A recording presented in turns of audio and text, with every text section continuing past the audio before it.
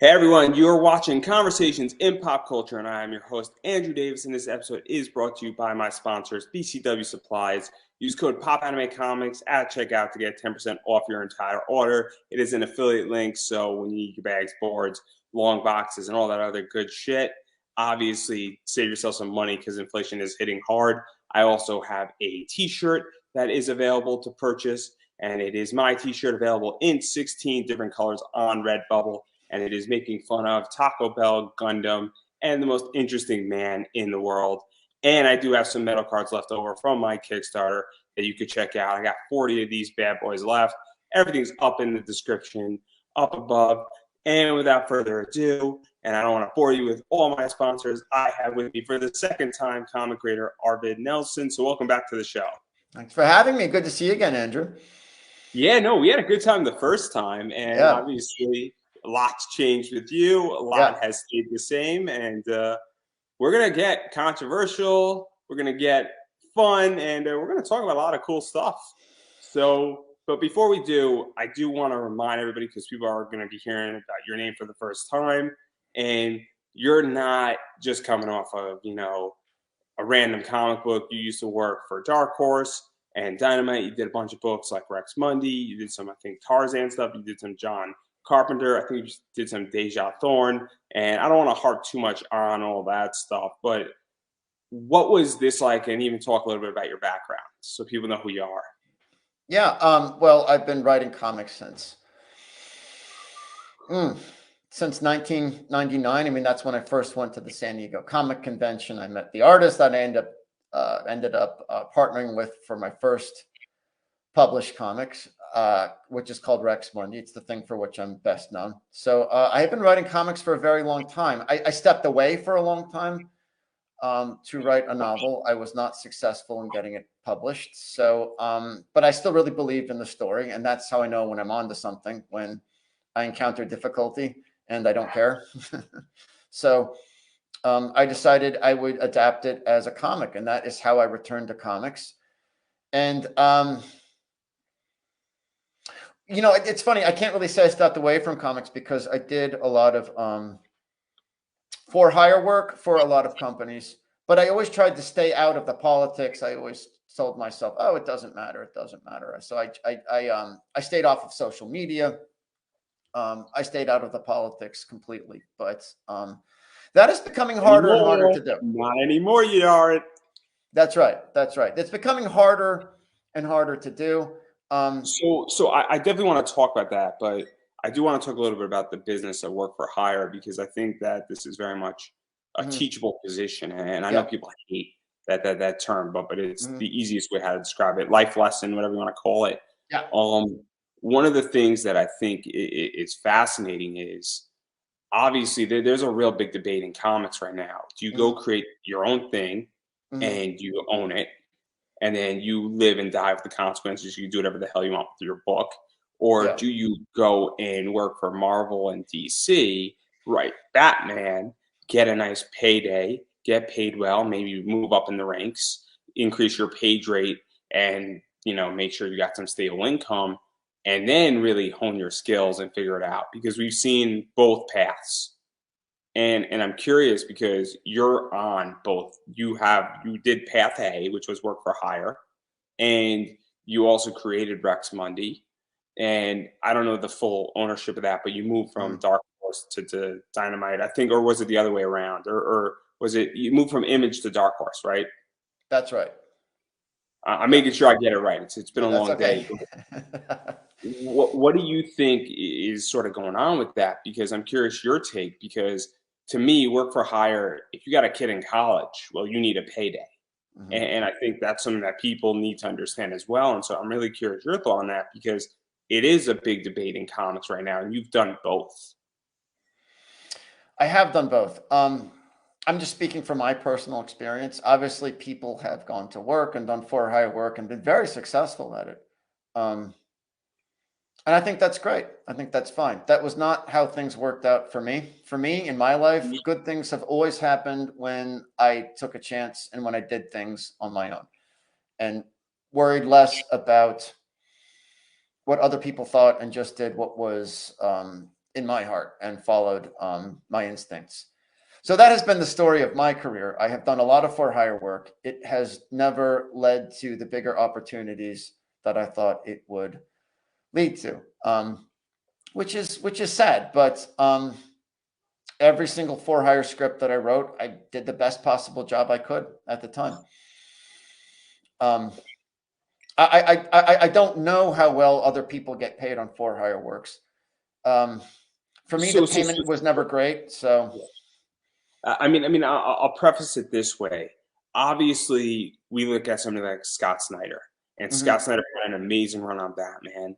I think it's one of the best runs on Batman, those 50 issues. And then he did a lot of other stuff for DC, but then he did some stuff for Image, and then now he's created his own brand and his own line.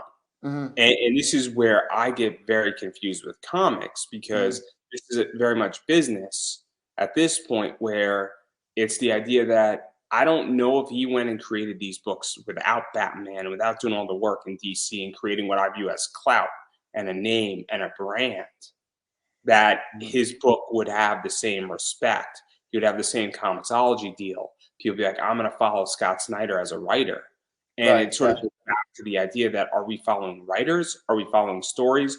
Or does it catch our eye? And that's what I think is very interesting right now about comics. And with indie, it gets complicated, because I'm guilty of this, and I'm the first person to say it. I back a lot of Kickstarters, not because I give a damn about the story, but there's a cover artist I like on that Kickstarter. And I'm a very artist collector. So if you have an Ebass or a Paul Green in your Kickstarter, I'm taking a look at it. Doesn't matter what your story is. Your story could be shit, but I'm not going to pick your book because I want that cover, because that cover is awesome. So this is where I'm curious, because I don't know what your perspective is, and I find it fascinating. Yeah. Okay. So my perspective is this. I wish I had been given a chance to write Batman, but I don't really I don't gravitate towards superhero comics particularly. I think they're great. I think they're fine. I think they're wonderful. But, I'll never forget, I was working on a Trauma movie. It was a Citizen Toxie. It was the Toxic Avenger Part 4. And I was an intern for the special. There was me and another guy, and kids. We were kids at the time. We were, we both wanted, I thought, oh, that'll be cool. We'll do special effects. I'll learn how to do movie special effects, like prosthetics and stuff, like makeup, special effects makeup for one summer. And, it was me and this other kid. We were both sort of vying for the job of getting the internship at the special effects house. And this other kid, man, he slept on the floor. He lived there. He cleaned up after, and he got the job. And I was pissed off at first. I was just like, I'm much better than he is. How, he just, what a kiss ass. What a, I was mad. I was mad about it. I thought, oh, look at him. He's just trying to ingratiate himself. And then I realized that my thinking about it flipped around. Just, oh, wait a minute. This guy lives, sleeps, and breathes special effects. This isn't just something fun that he wants to do for one summer. This is what he wants to do with his life. And in my conversations with him, I realized that was the case. So I was able to let it go after that. The reason he got the internship and I didn't is because he was on a crusade. It was a life mission for him. And for me, it wasn't. And I had to be honest with myself about that. And maybe that's me in superhero comics. I think they're great, but I don't think that that's going to be my personal path to glory, to fortune and fame and riches. It sounds like maybe for Scott Snyder, he has a very different story. Because now what he's doing is not superhero stuff, but it's almost like that name. And this is my whole question. And I'm looking at the market, and I'm looking at the entire comic sphere, where I'm now questioning and saying, why do people buy a book? Why are people backing something? Where does that trust get built? And have we now gone into a realm where stories don't matter, but names do? And this is a really complicated question, because there are people who, if Scott runs a Kickstarter, I'm going to back that Kickstarter, and I don't know why, but it's like, I trust the name, I trust the brand, I trust the talent behind it. And I don't know if that's what's happened now with, all of comics, and even with indie. I'm that way too. There are certain projects I'm like, I'll take a spec on somebody's indie book, but I have a bunch of friends and I'm like, man, I'm going to trust this project and I'm only backing this project because so and so worked on it. Yeah. And Yeah. so, like, and maybe I'm a different breed, and Hmm. maybe my thinking is wrong, but that's how I think, and I don't think I'm the only one who thinks like this. Yeah. And so I'm curious because coming into the indie scene, and obviously coming out of, I guess, corporate, Hmm. this is really interesting because you have a different perspective than I do. That's right. Everyone's path. I don't think there's any one path to success that any one person is going to have. Are we moving into a world? Yes, I think this is one of the many problems. And these problems, there are a lot of problems in the comics industry. There are a lot of cultural problems that extend way beyond comics. But one of the biggest problems that I perceive is we are moving into a world of branding and brand identity, where the brand identity, whether it's a person's name or a franchise, I hate that word, franchise. And to some extent, it's a necessary evil. I understand you need to think that way to some extent. But in my opinion, especially as a writer and a creator, you should only be thinking that way at an absolute bare minimum that you absolutely have to.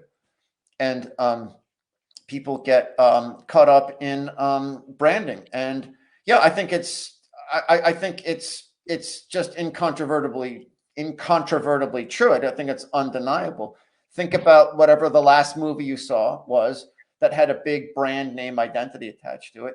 Take away the brand, would it still be a good movie? Would you still be interested in it? That's a good question. That's a great question. I mean, I don't remember the last movie I saw per se, and even a theater, but I'm seeing Sonic the Hedgehog too. Mm-hmm. And I mean, I don't. I mean, it's Sonic the Hedgehog, so it's a little hard. I don't know what the branding exactly is in Sonic the Hedgehog, but there's Sonic the Hedgehog. Like it's, I'm going to see it because it's Sonic the Hedgehog, and I played Sonic the Hedgehog video games growing up. Right. You have that emotional, you have an emotional connection to it. And that's very, very valuable to a film studio. That emotional connection is solid gold. And they know it. They know it. And they trade off of it. And it becomes, in my opinion, it becomes very exploitative, very, very exploitative of people. But I'm going because I want to. It's also a low commitment where it's a $13 commitment. It's not like it's a $13,000 commitment. Where and this is where because you brought something up about branding and even Mhm. talking about Kickstarters, and I don't know how you feel about it, but I get priced out at a certain Mhm. point on a Yeah. Kickstarter, and there are certain people who price me out. You're Mhm. charging me $25 for a cover A. You're fucking crazy. Right. Right. I'll spend $10 on a Kickstarter. I'll spend Mhm. $12 on a Kickstarter because I get it. You're kickstarting a book or an Indiegogo, but Mhm. $25 for a cover A, and we talk about becoming exploitative. It's like if you create an emotional connection and then you charge Yeah. me $25, like I think that's a massive problem where things get too Yeah. expensive, and Absolutely. that's a big problem in comics right now. I Mhm. feel, and I don't know what the answer is, but I don't think Kickstarter's helping those issues. And I don't think Indiegogo's helping that because it's really pricey. Um, I'm going to be starting an Indiegogo campaign myself, probably an Indie. I don't know. I'll be doing some kind of crowdfunding campaign for the comic I'm currently working on. I think it's really important. I'm committed to, companies that I like and admire, companies like Honda, Costco. They just deliver great value. That's what really gets me excited on an entrepreneurial level is offering people good value. So for me, for my Kickstarter, I think it's important for us or whatever it might be, our crowdfunding campaign, whatever platform we use. We want to make sure we have a lot of tiers. So if you, because different people have different budgets. So if you have less money to spend, there's a tier for you. If you have a lot of money to spend, there's a tier for you also. So I couldn't agree more. I think that it's important to make sure you have a product for everybody. Just like at Costco, the hot dog and soda. It's one of my favorite stores. It's one of my. This is like a legendary corporate CEO board meeting. The guy, his name is Steve, like the guy that started Costco, and this is back in the '90s too. Still to this day, the hot dog soda combo at Costco costs $1.50. It's crazy. They lose money on every single one. So back in the '90s, they said, Steve, we really need to increase the price on the hot dog soda combo. And she said, if you increase the price of the effing hot dog, I'll effing kill you. So let's talk about this, because this is something that I feel that certain people on in comics miss completely. Yeah. It's the idea that you have to maintain your audience, and you almost have to have an entry level price to bring somebody into your business. Yeah. And even if you lose money in the initial, Right. nobody comes into Costco per se and says, I just want a hot dog and soda. Right. Chances are they're going to spend more money elsewhere. Right. They're going to buy some milk. They're going to buy something else. You Right. know, and all of a sudden, you know, you got somebody in your store, and you also have that great corporate story. And, you know, we talk about problems in comics. It's like comics have gotten really expensive. Yeah. Even when you go to your comic store, you know, a DC book or a Marvel book is $5-6 now. And that's way too pricey for a comic book. And so, like, how did we get there? Because that's something that I don't get. And I get that things have changed, inflation has increased, and a variety of other stuff, but I still don't get how they can't figure out how to make it cheaper. I think another problem is just, frankly, sales are down. Yes, I understand overall sales are up, but that's Japanese comics. But Marvel and DC sales are not in great shape. So you get into a death spiral where you start increasing the prices to cover the costs of, because, you know, printing is an economy of scale. All the cost is in the setup, the ink and the papers, basically. Not quite free, but it's very, very inexpensive. So big difference in the price margin if you have a 5,000 copy run versus a 500,000 copy run. Big difference in margins. So they're operating on tighter margins. So they increase the prices, which drives more people away, which depresses sales even more than they raise prices. It's a very, very bad cycle to get into. Yeah. So to even talk about that, also hasn't, and this is probably where we're going to get really controversial, there's been a lot of what is called wokeism. There's been a bunch of creators who say, if you don't like my book, don't buy it. You know, I don't think we need to say who that is. It's pretty well documented who that is. And I don't think that person's a bad person at heart. I just think that person hasn't read the room at all and did no favors for Marvel or DC at all. And so what do you think? Because I think a lot of people have basically said, okay, you told me not to read your book. I'm listening. And then your book sales are shit. Like it's logical in that realm. And so what do you think has really contributed to people sort of leaving the big two and even the big three at this point? Like, well, a comment like that, was it Kelly Sue DeConnick? I think her name is. I don't know. I have no problem saying anyone's name. I don't care. I got no problem saying it. I just forgot the name slightly, but it was on Sci-Fi. I got no problem saying it. Yeah. Because what is she gonna do? Deny it? It's video. Like, it's like, well, you know, mission accomplished. I mean, if that's what you wanted, if you wanted people to not read your comic, then mission accomplished. I think it's almost impossible. I've heard arguments, oh, no, it didn't make any difference in sales, and it doesn't make any difference what people do on Twitter. I don't think that that's true.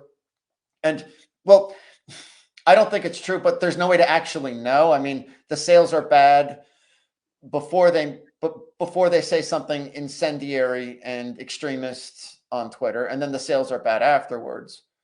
But so, okay. That's a good point. Isn't it the idea that if I tell you to go fuck yourself, and then I ask money from you, that's moronic. No, exactly. But what happened to me is I ran a Kickstarter, in January to raise funds for this. There were people who attacked me. One of the people who attacked me for saying, "Oh, I don't know why you're doing this," you know. Meanwhile, they are a project manager for a bunch of Kickstarters, and then they asked if I would interview one of their guests. Why would you attack me and then ask to be on my show? Logically, that makes no sense. And what? Here's what I think is going on. Maybe this is what's going on, and I don't know. I've had this experience with book editors or people who have wanted to work with me. They've been really aggressive and negative and critical with me. I've had this happen on multiple occasions. And I'm sort of polite. You sort of listen politely, and then they don't really even understand that you're just being polite and listening to them. I don't really have to. And then they want to work with you. They want to work with you. I've had this. This has happened in a number of different contexts with a number of different people. I just like, they think that they're being, they think that you're going to appreciate all that tough talk. And that, oh, wow, this person, this person's really sharp and really savvy. And oh, man, I got all these problems and they're the only ones who can help me. But it's just such a bad way to drum up business. It is just like we're talking about. If you don't like my comics, don't read them. Because for me, I'm like, I don't think you know who the fuck I am. Like that's my response, is that I'm a tough son of a bitch. And Right. like I remember everything. Right. And this is where this gets complicated. Right. And this is why I think, like, when we have people attacking me, I mean, I am banned, and Dan Slott blocked me on Twitter. He disagreed with my politics on certain aspects of COVID.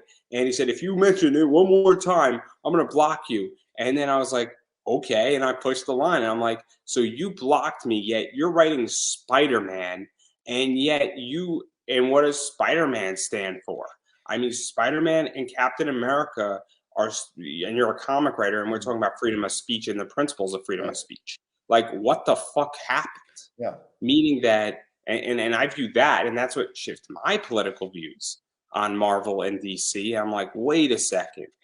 This didn't happen years ago, where if you're writing a comic book, the thing that has pushed freedom of speech in literature further than anything else in the last 50 years, and then you don't believe in it when you have been a comic writer for almost 25 years, like, no wonder why we're having problems in comics.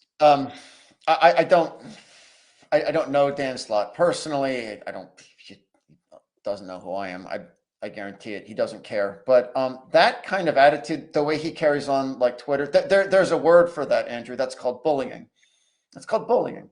He comes off like a bully and a jerk. And that's not a great way to sell comics, I don't think. I have seen instances of that bullying behavior with him on Twitter, and it's very distasteful. I think with the creator, there's a huge power differential between someone who's living the dream of writing and creating comics, especially being a writer, because you just write something, and someone who's actually talented, who has an actual talent such as drawing, goes and makes amazing drawings out of your art. I mean, could there be anything better than that? I don't think so. So for someone like that to go and take someone who's just a fan or a reader and have that kind of attitude, it rubs me so the wrong way. It so rubs me the wrong way. I don't know if you saw this, but they did with Dan Slott. They did a like a documentary about him and Iron Man 2020 or something like that. He did not, in my opinion, he did not come off very well. I think they thought it would be cute or funny or something like that. I did not find it to be. I think these people are completely unaware of how they are coming off, how they're presenting themselves. Whether it's someone like Dan Slott or Kelly Sue DeConnick. They call it EQ. Have you ever heard that term, Andrew? EQ? There's IQ, which is intelligence quotient, and there's EQ, which is like emotional intelligence. You cannot believe the lack of emotional intelligence. It's unbelievable. Because also what I find, and I don't know at this point, and this is why I'm fascinated, because in case nobody knew, you just came out and you've come out to Comicsgate, and one of the things that's happening to me, and look, I'm not Comicsgate, I'm not any side. I interview whoever I want, I talk to whoever I want. I'm a free speech absolutist, and I will interview everybody, whether you're an extreme progressive or an extreme conservative. It doesn't matter to me. If you want to talk about comics and you treat me with respect, and there's certain rules on my show that are normal societal rules, right? And if you come on and that's that, if you curse me off or talk shit behind my back, well, we're gonna have a problem. But one of the things is that at this stage, I have limited amount of money to spend on entertainment collectively. And so I now need to look at people's attitudes and what they've done, how they've treated people. And even and what their entanglements are. And when somebody like Dan Slott does something, or Sally Sue DeMcConnick does something, Yeah. I'm like, I don't really want to buy your book. You seem like Right. an asshole. Right. And do I want to continue this? Because I believe you shouldn't give a drunk a drink, right? Right. Right. Right. That's a good way of thinking. That's a great way of thinking of it. Yeah. That's a great way of And thinking. look, I got no problem where there are people in Comicsgate, and not to attack your clan per se, but there's some bad people who I think have crossed lines, Mm-hmm. and I think that there are some nasty people in there, just Mm-hmm. like in any organization. Mm-hmm. And so I don't want to support their work either, but there's Yeah. plenty of good people there too. So, that's how I view it, is that if Mm-hmm. you're an asshole, why the fuck do I want to give you money so Yeah. you could be a bigger asshole? There is mm, I the style I don't, I take responsibility for how I carry myself, and for how I comport myself in the world. I can't take responsibility for other Oh, I'm people. not I'm not shifting Yeah. responsibility on No. you. And you didn't even apply that. I'm just saying. I think people could handle themselves better. I think that there are better ways to talk to people. There are better ways to carry yourself in the world. I think, and I think my prediction would be that we're gonna have, it's gonna come full circle, and these kinds of behaviors always catch up with people in the long run. They always catch up with people in the long run. But I'm not here to tone police anybody either. My biggest concern is critical social justice ideology. In my opinion, or it's wokeness. That's what wokeness is. The technical term for it is critical social justice. That's what wokies call wokeness. They call it critical social justice. That to me is a very, very serious, very, very serious problem. Some people say, oh, it's just a few kids on Twitter. It's just, a few blocks in Portland. It's not a big deal. It's all going to blow over. I don't think that's true. I used to tell myself that. I Yeah, don't believe that we're anymore. gonna talk I about do this. not believe that. I do not believe that anymore. That to I, me is the overriding problem. Yeah. I don't think I agree with you, but I don't agree with you probably to the extent that you agree, where I Mm-hmm. think it's a problem. I think that it's out of proportion. I Mm-hmm. also think that the economics are going to solve that problem. Now, I am a free market economics guy, Mm-hmm. where I think money solves every problem. I really do. And what I mean by this is not throwing money, but your when gas is $5 at the pump, your Yeah. political position changes, because Right. gassing up your car means you That's can't true. get ice cream. That's what it means, Yep. right? Or you say, oh man, I could save money and put it into the stock market. This year I only put $4,500 in versus 9 grand. Mm-hmm. That's when you start getting upset, because you Mm-hmm. start realizing, oh shit, my pocketbook's getting hurt. So I believe Mm-hmm. it's money, then it's your family, then it's getting ice cream for cheap amount of money, or any food you want for cheap amount of money and having it available. And then I think it's your politics. Mm-hmm. I think it goes in that order. And I think wokeness is affecting economics. And I think we haven't reached the critical point politically where people are like, oh my God, I am getting fucking slammed here Mm-hmm. because it's woke bullshit. Mm-hmm. And look, there are some fair points from some people on woke positions that are merited in fair points that should be addressed in society. But there's a lot of other points that are ridiculous. This is one of the main tactics. Have you ever heard the term Mott and Bailey? Ever heard that term? I have not, and hopefully I'm not doing it. Okay. No. You are not. The reason social justice, critical social justice, is so powerful is that they make good. The diagnosis is usually pretty good. Racism is bad. Yeah, I totally agree. It's awful. Sexism is bad. Homophobia is bad. It's terrible. All those things are terrible. The problem is they make those observations and then they say, because racism is bad, the only solution is critical race theory. That's the only way that we can address the problem of racism, is with critical race theory. So that's the Mott and the Bailey. A Mott and Bailey is a medieval fortification. The Mott is the fortress on the hill. It's very easy to defend, but it sucks. It's dark and it's moldy and it's drafty and it's not pleasant. The Bailey is the farmlands, which are not easy to defend, but that's what you really want. So this is what they do. Every time they get attacked, they retreat to the Mott. The Mott being, we're just really concerned about racism, and this is all we want. We just want to teach children about racism. We just want to address the painful legacy of racism in America. That's the Mott. And then as soon as they leave, they go into the Bailey again, and they get into all the actual specifics that they're actually interested in talking about. Things like systemic racism, interest convergence, conflict theory, standpoint epistemology. These are all concepts in critical race theory.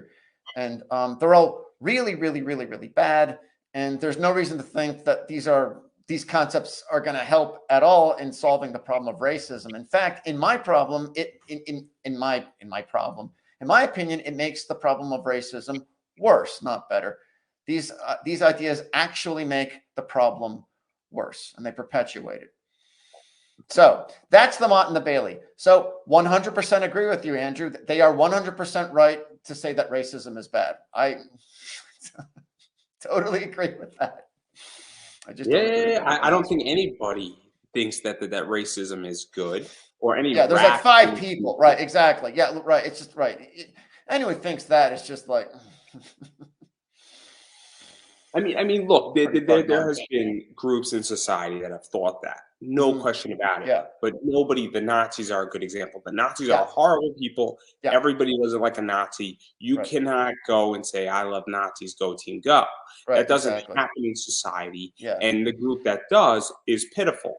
Right. I mean, there's a Nazi group that marched, and the facts about it is that there's 126 of them.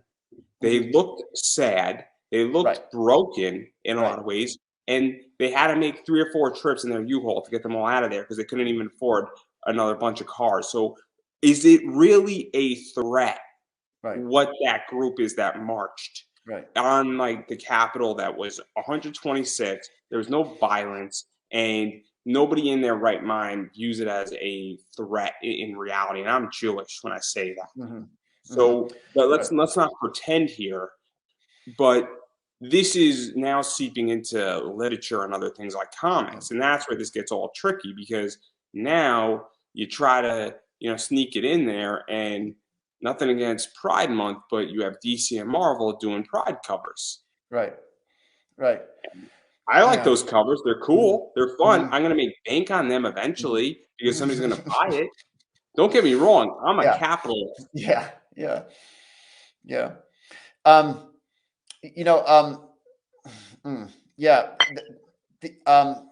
It would be interesting to know how many white supremacist groups there are out there. Like, it's a problem. Like, it's bad. It's like there was a Sikh temple. It was terrible. There was a mass murder at a Sikh temple. It was a white supremacist with an assault rifle, I think, shot it up. That was terrible. It does happen, and it's bad, and it's a threat. But the question is, you have to have a proportionate response to that threat. And to what extent is it a threat? How many neo-Nazis are there actually out there? And the response has to be proportionate. It's funny you bring up Judaism, because critical race theory in specifically is just it's a disaster. I mean, it's virulently anti-Semitic. It's repulsively anti-Semitic, because they have a theory, Andrew, that it's called prejudice plus power, that if you have a superior claim to a lived experience of oppression than someone else, you cannot be racist towards them. It's not racism. It's not bigotry. In fact, the only reason that you are being bigoted or racist or prejudiced towards them is because of white supremacy, because you've been so traumatized by the legacy of white supremacy and the ongoing living, breathing traumas that white supremacy is inflicting on you. So being Jewish is a very weak claim to a lived experience of oppression and critical race theory.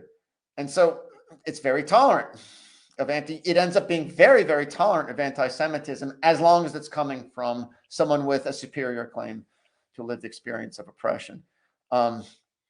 They It's try to very lump they try to lump Jewish people in with all white people. It's just such a like gross thing to even have to think about. Like, it's also it's there gross, are gross, gross. there are I mean, and what gets complicated is that what if you have a Mediterranean Jew? Right. A Like a Mediterranean Sephardic, you Jew is mean like a, different. Sephardic or something like that? Or Oh, I'm just talking about somebody from Lebanon or somebody who is Sephardic. from Yeah. Hmm. yeah, yeah, yeah. Hmm.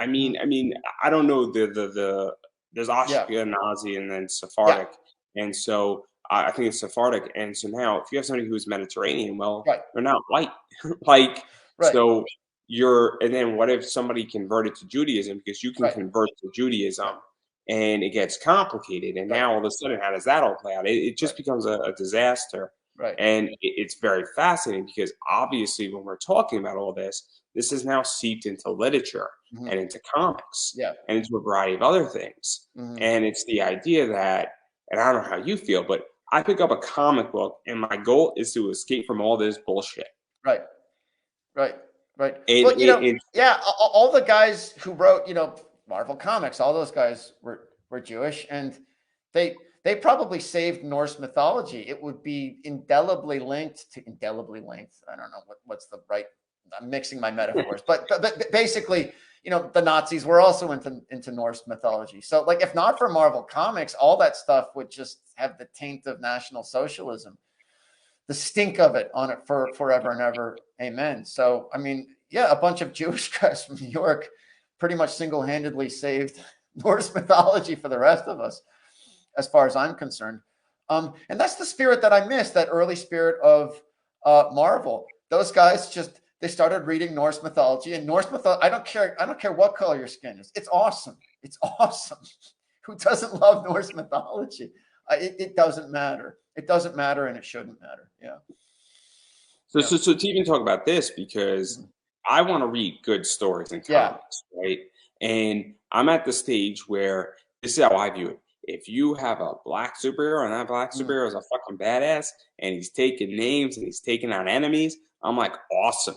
That's cool. Yeah. If that hero's gay, what do I care what he does in his bedroom? What do I care Mhm. that he has a husband or he has a wife or it's a lesbian couple? Like I actually enjoyed Eat, Bake, and Kill, Harley Quinn and Poison Ivy. I think they're Mhm. a cute couple. I love it. I think it's Mhm. fun.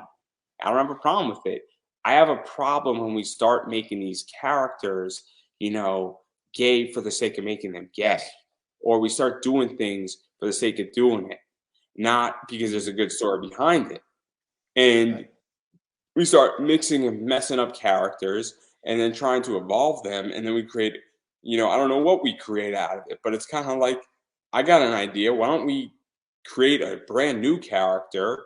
And it actually, on a business level, it probably would make even more sense to create a Mhm. brand new character Yeah. because what are DC and Marvel? They're gigantic IP farms. Mhm. So if you create a new character and you create 100 new characters every single year, one or two of them are going to be good, and you have 98 other IPs that you own, and you have two that are making you money, who cares? Because then 3, 4 years, 10 years down the road, you make a movie out of it and you make your real money.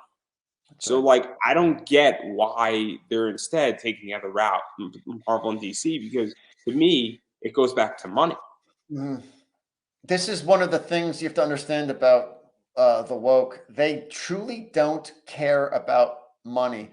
They look at something like Marvel and DC is systemically racist, and they are going to purge it. Or it's systemically racist, it's systemically sexist, it's systemically homophobic, because that's what systemic oppression means. It means it's foundationally racist, sexist, and homophobic, or whatever. It's foundational. It's not like woven into the cloth. It is the cloth. So what they say is, we're going to come in and we are going to purge it of this systemic oppression. And if we break it, if we destroy it in the process, well, then it wasn't worth saving. That's fine. We don't. They do not mind destroying things. That's okay with them. We'll destroy it, and then something better will come up. So they do not care about money. I think you're 100% right, Andrew. Capitalism, at some point, capitalism will step in, because that's Because that's crazy. That is this, crazy, Phil. this is how I view it. See, if I'm running Marvel and DC, Mm-hmm. right? So, and I'm very honest, I said it in my last interview. I think Marvel and DC could beat the shit out of indie. I Hmm. think that they're letting indie play right now. I Yeah. really do. I think they're just saying, have a good time, guys, because if we want to hurt you, we're going to win. And Hmm. I take this approach where I'm a huge wrestling fan. I Hmm. love WWE, AEW. I think Vince is saying, okay, AEW, take CM Punk, take a bunch of wrestlers, take the Hardy Boys. I don't give a fuck because Hmm. Vince McMahon always wins in the end, Yeah. right? And the reason why is WWE has been around for almost 50 years at this point. They are That long? not Wow. Wow. almost 50. If it Wow. might be 45, it's pretty Hmm. close to 50 years. It's a pretty big company. That company's worth, if it was to be sold to like Disney, it's worth 9 to 10 billion easy. Wow. Just get 2 times basically outstanding stock shares plus free Wow.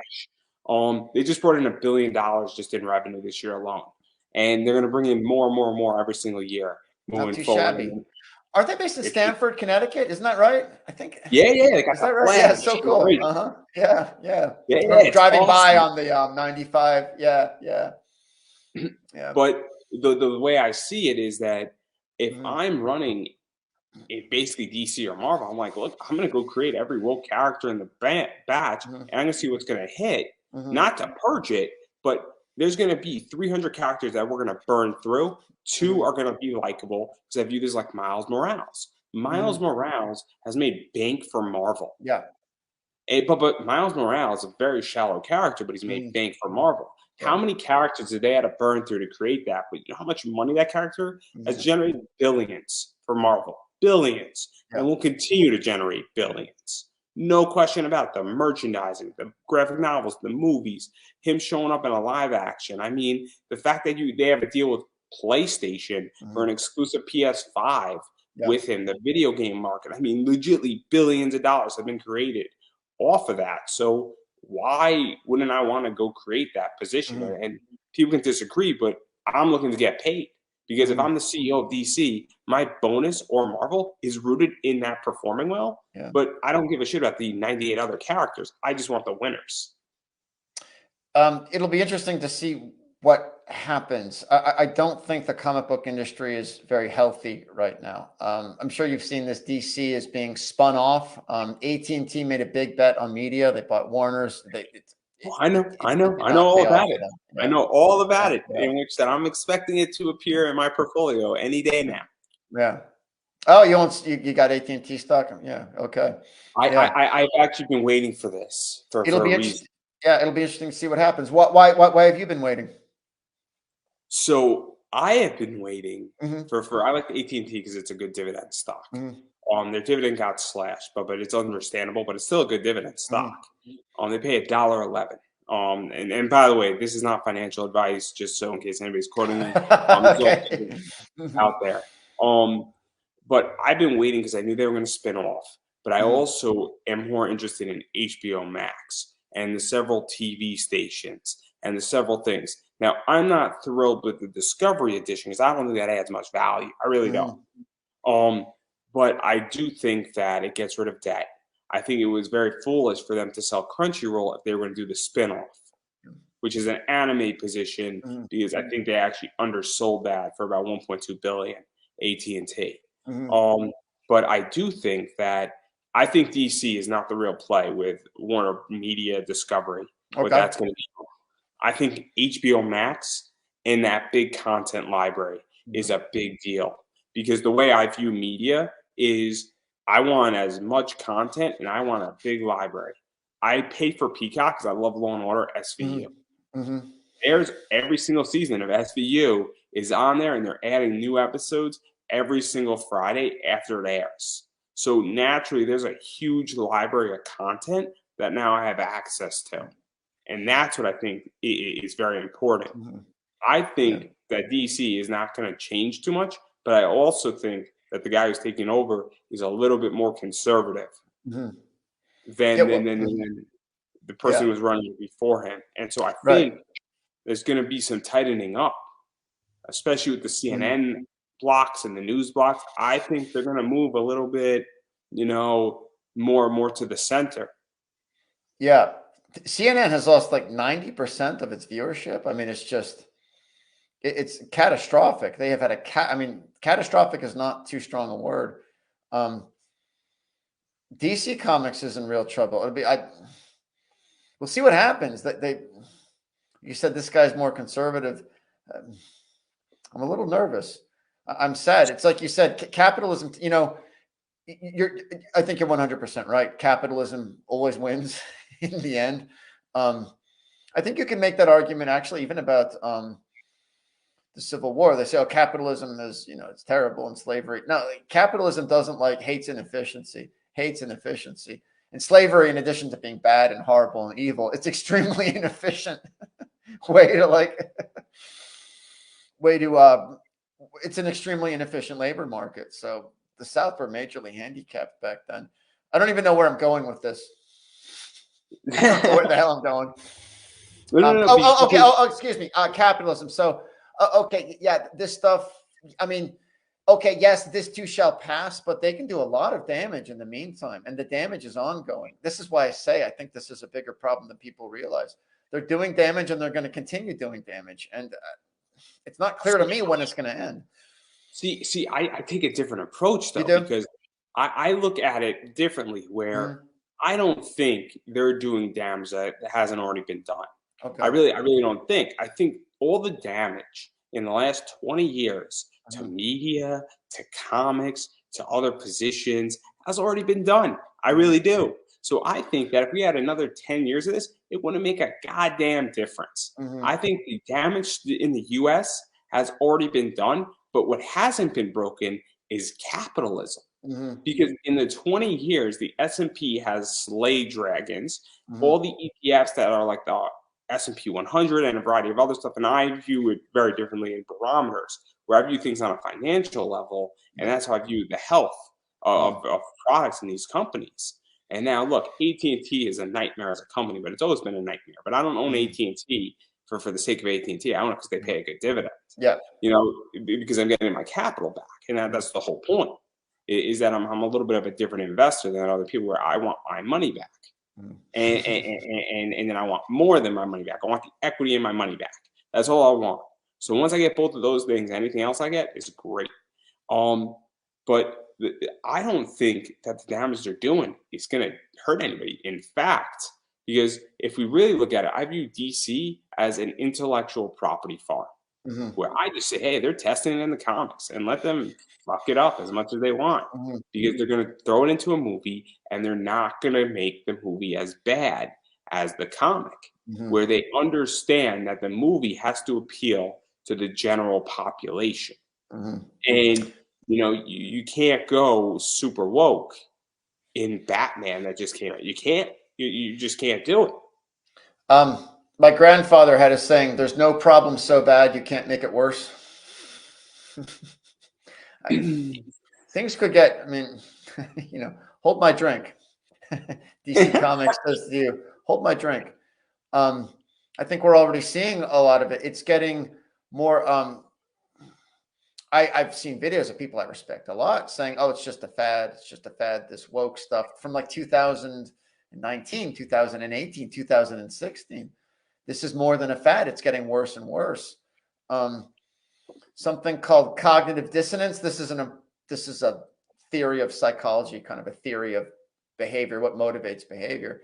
The problem is this: once you've declared that everything is racist and everything is sexist and everything is homophobic, how do you climb down back off of that? That's no longer a fad. Now you're on a religious crusade. You're on a religious crusade at that point. If you really believe that, if you say that, if you say everything is systemically sexist and racist, what do you see come out the next day and say, "Oops, nope, I was wrong"? It's not so easy. We'll take a step out. So for 1 second, and the reason why I'm going to do this, and I think it's going to come full circle. Chris Rock, Will Smith.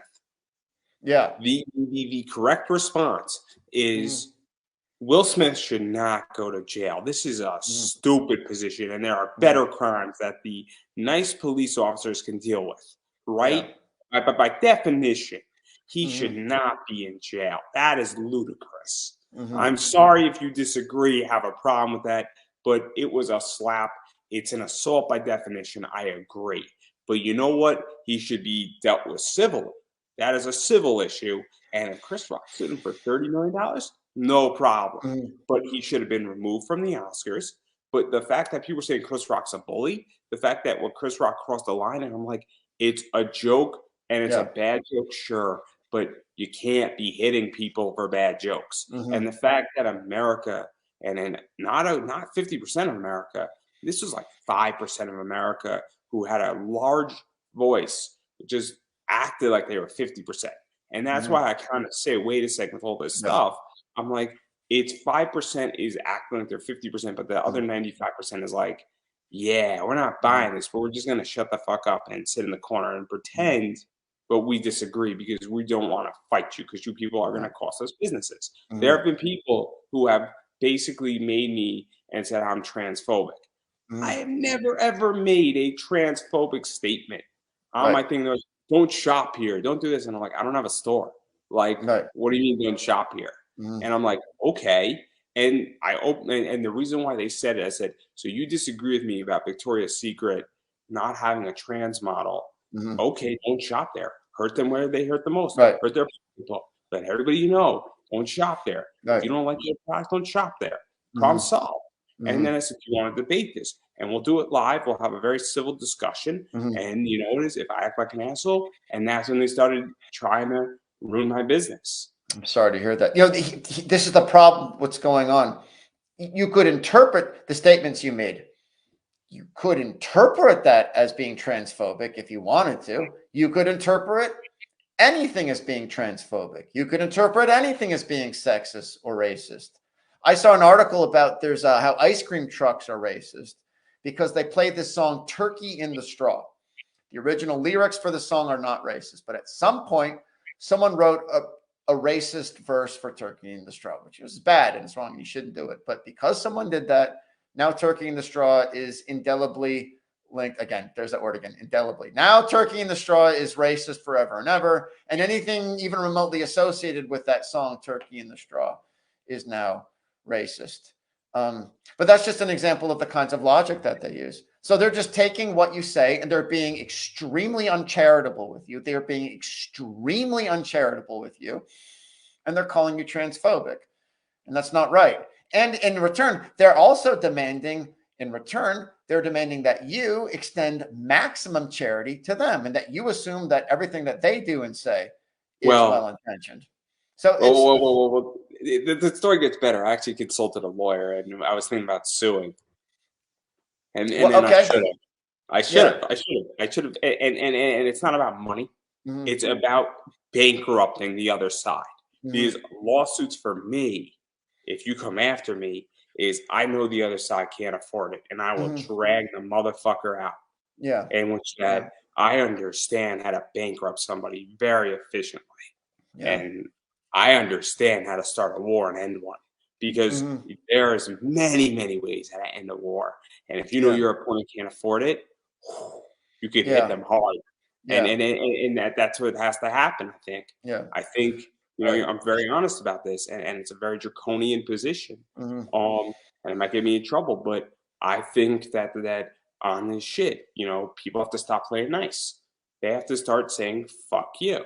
Now, if somebody comments and somebody's being genuine, and look, I've had discussions with people, and we're having a discussion about this, and it's a very Mhm. civil discussion, and it was given back, and I let the person speak, they let me speak, and you notice that's perfectly fine.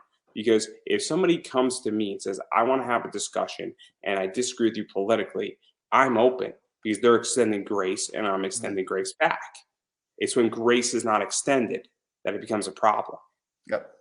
Yep. Everything is everything that wokies do is in bad faith. It's all bad faith communication. Just like that, assuming everything that you say, interpreting everything you say in the worst possible way. The Mott and Bailey, it's a very dishonest tactic, and they use all of these dishonest rhetorical tactics. It's all bad faith communication. It's all extremely dishonest. It's one of my least favorite things about it, Andrew. Yeah. And the reason why, and it gets fascinating because what I'm now looking at with comics is that, and the reason why I want to bring this all back to comics is that Mhm. with DC and Marvel, there is that stuff woven into their comics in a lot of ways, you know? And now Yep. what's starting to happen is that I think on Kickstarter with a bunch of people, they're doing some pretty fun and some enjoyable comics. And then I think that people are saying, look, I just want to produce comics. And Marvel and DC are never going to look at this. And I don't want a corporate overlord, for lack of a better word, telling me what I can't put in my Mm. book. You know, that's one side of it. Somebody also says, look, I can do this by myself. And, you know, over 4 issues, I'm going to make more in 2 years than I would make at Marvel and DC for just the book alone, where they might be paying me $125 a page rate and I might get 6 books out of them, but I'll make more overall on the Kickstarter in 2 years than Mhm. I would make at DC Marvel. Yeah. Or they're saying, look, you know, they're gonna fucking hate me. Mhm. And they're gonna basically say, we don't like your politics. Mhm. Because I don't know if you know people, but I know people who shut the fuck up in Marvel and DC. Mhm. Because if Mhm. they talk, they're not gonna get work and they're gonna get nothing done and they're gonna get kicked off their book. And Right. I've had people say, hey, we can't talk about my beliefs on my show Mhm. because I want to still work for this company and I'm making like 250 a page. I don't think it's worth it. If you're talking to people like that, I would say quit. It's not worth it. It's not worth $250 a page. And they own everything. They own everything that you do, your blood, sweat, and tears. It's not worth it. It's not a good job. If you can't speak your mind, there is nothing wrong with being politically conservative. I'm not conservative. I used to be a liberal. I am definitely not a liberal anymore. Definitely not. But I'm not a conservative either. But there's nothing wrong with being a conservative. Um, a, a quote unquote good job that you're not allowed to just like speak your mind about things that are not even, but there's room for disagreement, sure, but it's not necessarily controversial or bad to have a conservative position on things. So if anyone's doing that, quit. Quit. It's not a good job. It's not a good job. And if you can't quit, get yourself to a place where you can. It's not worth it. It's not worth it.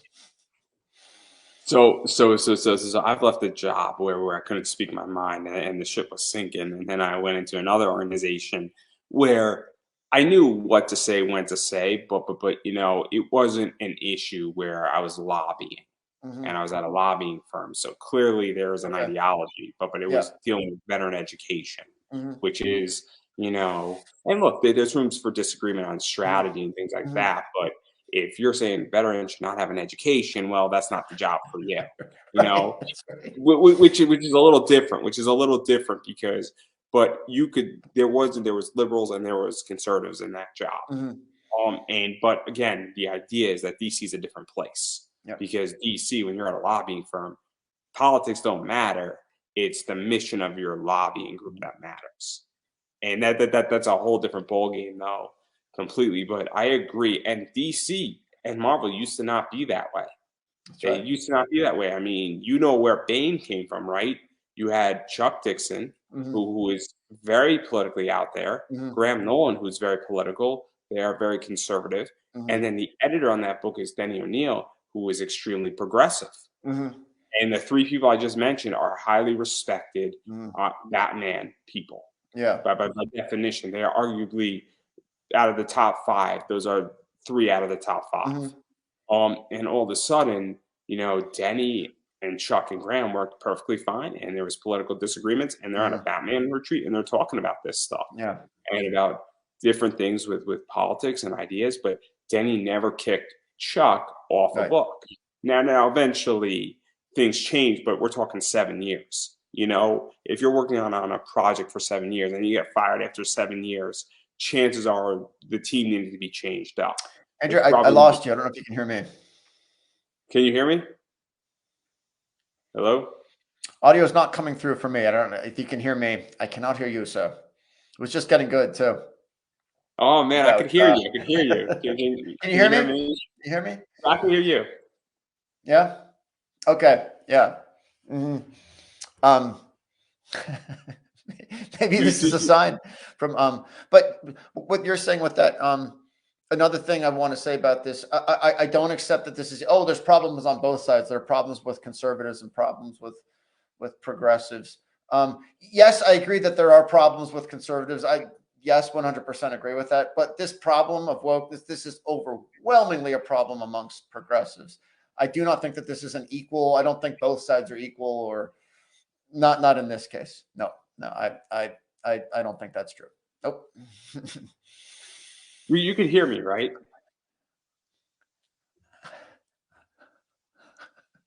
I don't know. I don't know if you're joking now. Oh man. I hope it's recording on your end. I just can't hear you. I don't know what happened. Oh man, this is so weird. This is so weird. I don't know if he's messing with me or not. Maybe it's So over. Oh, that's actually, it's good. You know, it's an hour. I got to go to bed. I got to get up and make breakfast for my children. I chop fruit for them and vegetables, and I never eat them. And I feed them marshmallows because they won't eat anything else. The life well, I of don't a know if we're father. gonna end. Are we ending? I don't know. I'm gonna have to like use the private chat. You know.